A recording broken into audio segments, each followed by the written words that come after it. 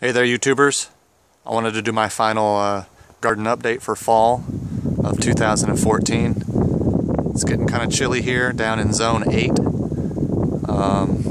Probably going to get our first freezing temperatures this weekend, and anything that can't make it through is probably going to die. I've already pulled back a lot of green beans, so there's a lot of dead spots that I'm going back to reseed with a cover crop of clover. What you're looking at right here is a apple polyculture. There's kale, collards, buckwheat, nasturtium as an understory. There's clover as well as a ground cover and nitrogen fixer. There's some nasturtium with this kale. Buckwheat is all around. Dark seeds starting to pop up. I have comfrey,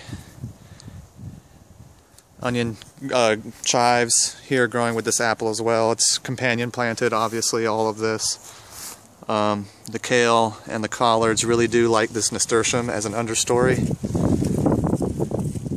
I mean, they really love it. The nasturtium likes the shade, and the kale loves the pest prevention. And then on the very bottom understory, there's just clover everywhere. So here's an apple polyculture. Just a small example of what's going on. This apple tree, just for a record, I bought it because it had an apple scab.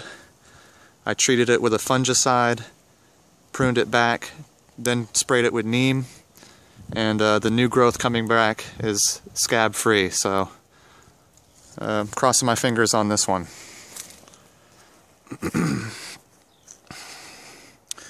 I got 3 terraces here in the garden. This is my acid guild right here, all the acid loving plants. I've got 4 blueberry bushes, a couple hydrangeas are in there for the flowers, especially when I have bees. There's some wild aster in here, and I've even got a cover crop of clover and buckwheat coming up here too. So these hydrangeas and these high bush blueberries will grow just fine under the shade of this pine tree. Some rabbit eye variety right here. They grow well in the south. You zoom in even more, you can see the clover starting to come up with the buckwheat. And it's a great cover crop. I love it.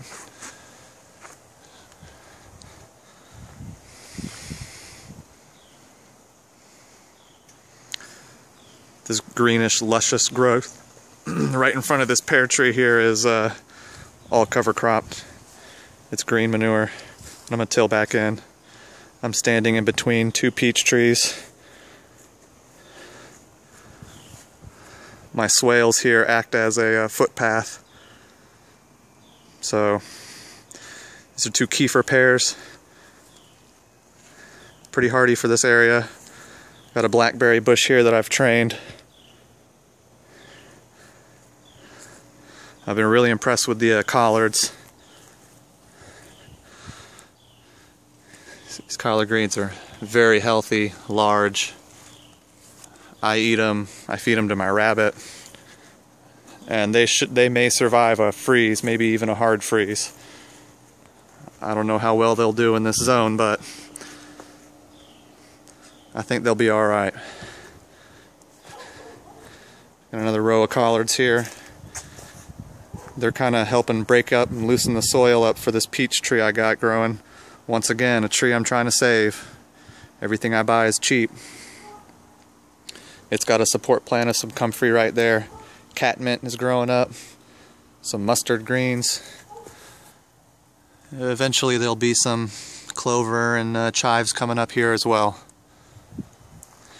And once these collards are cut back at the base, their roots will die. Provide a nice little humus for this tree here.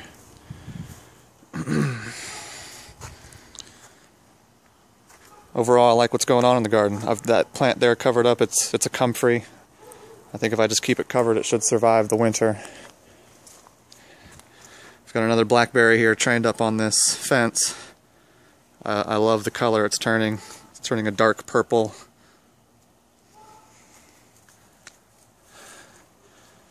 Some muscadine grape growing up the fence as well. It's starting to die back.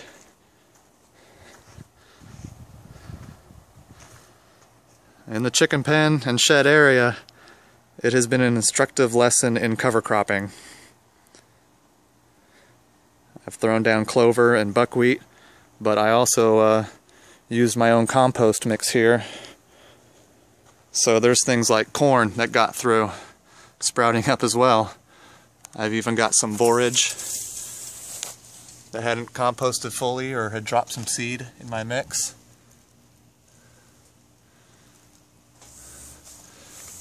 I even found some tomato plants here just the other day. Some of the seeds hadn't obviously composted and died, obviously. I was really in a hurry. So this has been a real instructive lesson here in cover cropping, and I highly suggest, cover crop. It's turned absolutely dead soil, which you can see right here in this pathway. It's sandy, hard packed. It's turned soil like that into green, lush growth in just a couple months' time. You can see where I'm digging hugel swales here. I'm gonna have a big banana circle here in the back.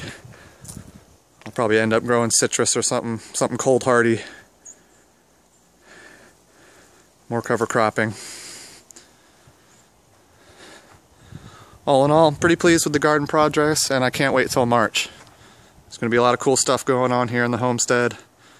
I've got a spot for bees right over there on that pallet. They'll be caged in and protected from the chickens, which will be right here. And eventually on the inside of that banana circle there, I'll have some sugar cane growing and maybe a rabbit hutch in the corner. Getting some nitrogen-rich soil down that swale. It's kind of a long one here today, guys, but I wanted to, finish out the season, get a video log for myself, and just remember, where I was and where I'm going, because everything blank now is going to be totally covered come March. This is how I'm trying to save an elderberry here. Figure if I can keep it covered, it just might survive the winter as well.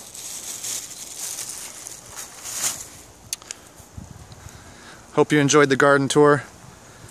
I always love to see what everybody else has got growing on. So keep on posting and keep on growing. If you enjoyed this, please like and subscribe. As always, I appreciate you guys watching. God bless.